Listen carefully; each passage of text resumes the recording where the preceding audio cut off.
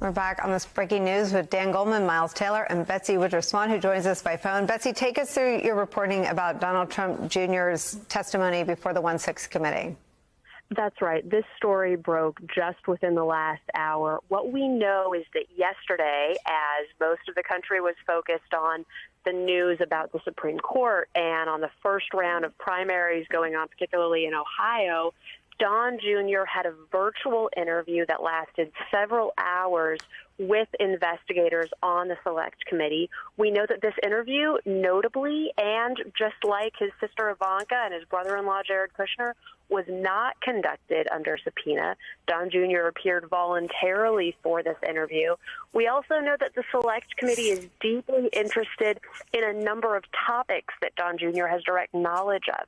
They're very interested in the text that he sent to the White House Chief of Staff saying that Trump needed to speak out much more forcefully as the violence was unfolding. They're also deeply interested in the January 6th rally that Don Jr. spoke at before the attack. In that rally, Jr. specifically said that there would be political consequences for Republicans who did not support the effort to overturn the election results.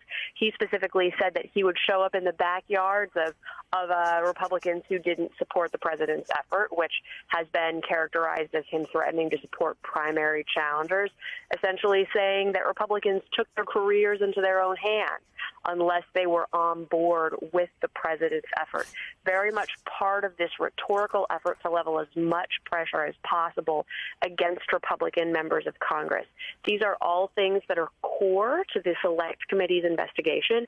The fact that John Jr. cooperated voluntarily just shows the extent to which in the final weeks of the investigative process, this committee has had a series of major breakthroughs and of major bursts of momentum that most of us, I think, couldn't have imagined last year when the committee first started its work. I mean, it also draws a bright line between Ivanka and Jared Trump and now Donald Trump Jr. and Steve Bannon and Mark Meadows. The people willing to go to jail to protect Donald Trump aren't his kids. Does this have any ramifications on those obstructive acts by Steve Bannon or Mark Meadows, in your view, Betsy? You know, you have to wonder if Bannon and Meadows have a little bit of buyer's remorse about the fact that they were so quick to stiff-arm the Select Committee. At this point, cooperating with the Select Committee has the blessing of Trump's, most of Trump's family.